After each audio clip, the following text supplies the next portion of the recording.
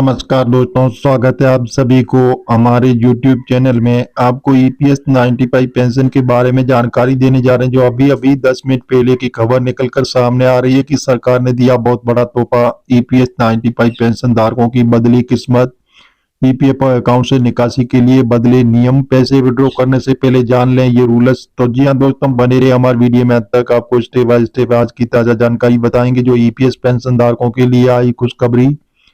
तो जी हाँ दोस्तों, जो 1 नवंबर से पहले जैसे बताया जा रहा है कि ईपीएस 95 पेंशन धारकों के लिए बहुत बड़ी खुशखबरी आ रही है कि ईपीएफओ में अकाउंट से निकासी के बदले नियम। पैसे विड्रॉ करने से पहले आपको जरूरी नियमों के बारे में जान लेना चाहिए। अगर आप कहीं नौकरी करते हैं और हर महीने अपनी सैलरी का फिक्स अमाउंट ईपीएफओ में जमा करते होंगे, वैसे तो ईपीएफओ में जमा राशि रिटायरमेंट के बाद मैच्योर होती है, लेकिन जरूरत के समय ईपीएफओ से पैसे निकाले जा सकते हैं। ईपीएफओ ने अपने सदस्यों को सुविधा देता है कि मेंबर जरूरत के समय ईपीएफ फंड से निकासी करें। हालांकि अधिकांश निकासी की एक सीमा तय की गई है। अगर आप भी ईपीएफ अकाउंट से पैसे निकालने की सोच रहे हैं तो बता दें कि हाल ही में ईपीएफओ ने निकासी नियमों को संशोधन किया।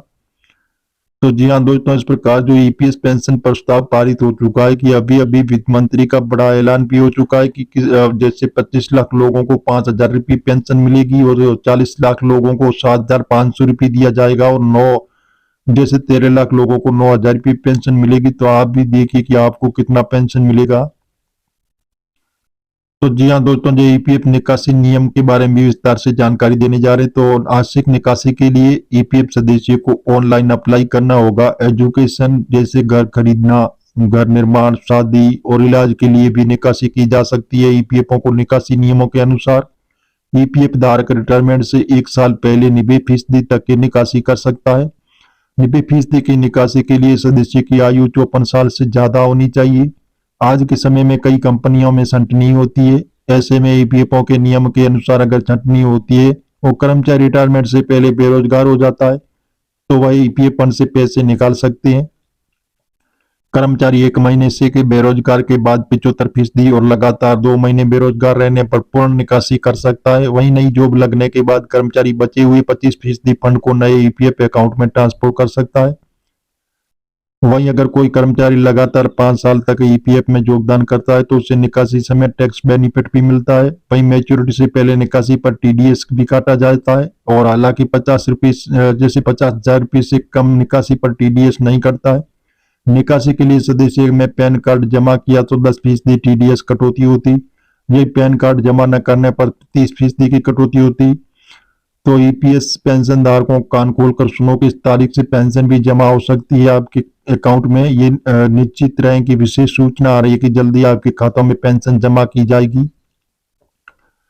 आंशिक निकासी के लिए कैसे करें अप्लाई? आंशिक निकासी के लिए ईपीएफ मेंबर को ईपीएफओ पोर्टल और उमंग ऐप पर आवेदन करना होगा। नियोक्ता से मंजूरी मिलने जाने के बाद मेंबर को बैंक अकाउंट्स में पैसे आ जाता है। आंशिक निकासी के लिए आवेदन देने के बाद मेंबर स्टेटस भी चेक कर सकता है। तो जी हाँ दोस्तों, इस प्रकार जो ईपीएस 95 पेंशन धारकों के लिए बहुत बड़ी खुशखबरी आ रही है कि सरकार देने जा रही है ईपीएस 95 पेंशन धारकों को एक बहुत बड़ा तोहफा। बताया जा रहा है कि जल्दी पेंशन धारकों को बहुत अच्छा लाभ मिलेगा। तो जी हाँ दोस्तों, इस प्रकार जो ईपीएस 95 के जो भी पेंशन धारक है उनके लिए बहुत बड़ी खुशखबरी आ रही है। तो जी हाँ दोस्तों, जैसे ईपीएफओ को नियम, जैसे आप प्राइवेट सेक्टर में काम कर रहे हैं तो ये खबर आपके काम की है। कुछ लोगों को लगता है कि पेंशन सिर्फ सरकारी कर्मचारियों को ही मिलती है, लेकिन ऐसा नहीं। प्राइवेट सेक्टर में काम करने वाले कर्मचारियों को भी ये लाभ मिलता है। दरअसल कर्मचारी की सैलरी का एक हिस्सा हर महीने प्रोविडेंट फंड पीएफ के रूप में कटकर उसके पीएफ खाते में जमा हो जाता है। ये फंड भविष्य के लिए बचत के रूप में काम करता है और रिटायरमेंट के बाद आर्थिक सुरक्षा प्रदान करता है। पेंशन का लाभ पाने के लिए कुछ शर्तें होती है। जो लोग इन शर्तों को पूरा करते हैं वही पेंशन के हकदार होते हैं। तो चलिए विस्तार पूर्वक आपको जानकारी बताते हैं। ईपीएस पेंशन धारकों पर बरसेगा पैसा। बढ़ोतरी तारीख जारी भी हो चुकी है। ऐसे बताया जा रहा है कि अब आपकी पेंशन है वो 7,500 प्लस डीए मिलेगा। पीएफ खाता धारकों को कितने साल की नौकरी पर मिलती है पेंशन? तो जानिए ईपीएफओ का नया नियम। प्राइवेट सेक्टर में जो काम करने वाले अधिकांश लोग अपनी कमाई का एक हिस्सा बचाने का और सही जगह निवेश करने की सोच रहे हैं ताकि भविष्य में रिटायरमेंट के बाद वित्तीय समस्याओं का सामना न करना पड़े। ऐसे में कर्मचारी भविष्य निधि एक अकाउंट को बेहतरीन विकल्प बनाकर उभरता है।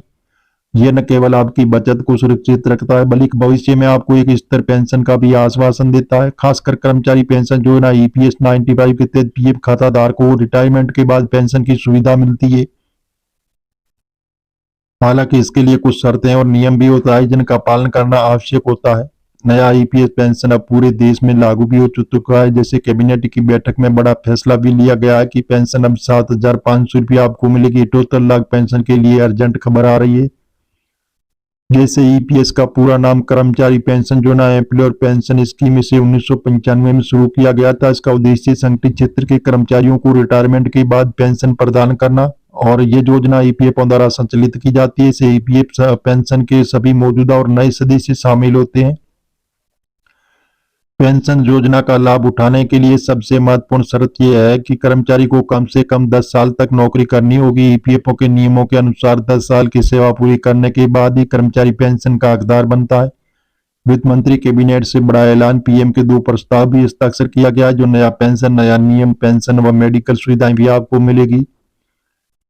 ईपीएस 95 पेंशन योजना द्वारा प्रबंधित किया जाता है। ये योजना कर्मचारियों को रिटायरमेंट की जरूरतों को पूरा करने के लिए शुरू की गई थी। इस योजना के तहत जब कर्मचारी 58 वर्ष की उम्र में पूरी कर लेता तो पेंशन का लाभ मिलता है। इसलिए नौकरी के बाद कर्मचारी पेंशन योग्य की खास बात यह है कि कर्मचारी 9 साल 6 महीने होने पर नौकरी तो 10 साल की सेवा के बराबर माना जाता है।